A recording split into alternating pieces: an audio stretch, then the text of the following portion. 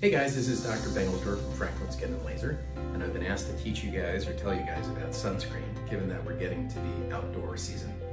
The first non-negotiable about sunscreen, it needs to be worn all day, every day, okay?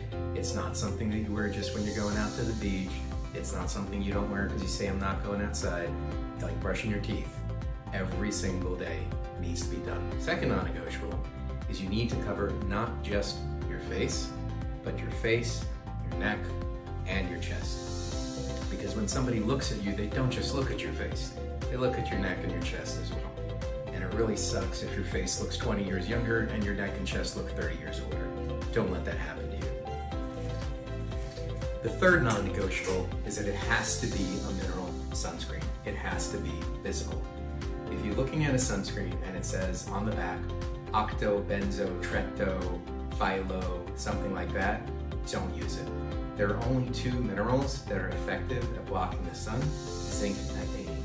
So no matter what sunscreen you get, it needs to say on the back, zinc and titanium. Big deal. The only issue with the mineral sunscreens is that titanium and zinc usually are white and they can make you look pasty. Nobody likes that. So we have special sunscreens that are tinted with iron oxide, which is another mineral.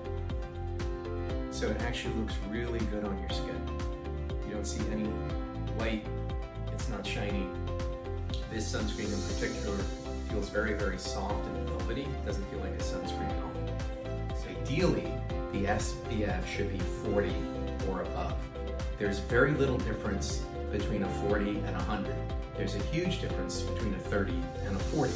And the reason why is what the companies don't tell you is that the SPF number represents the reciprocal of the amount of UV radiation that gets through. So for example, on an SPF of 50, 2% of the UV rays are getting through. On an SPF of 100, 1% of the UV rays are getting through. There's really very little difference statistically between 1% and 2%.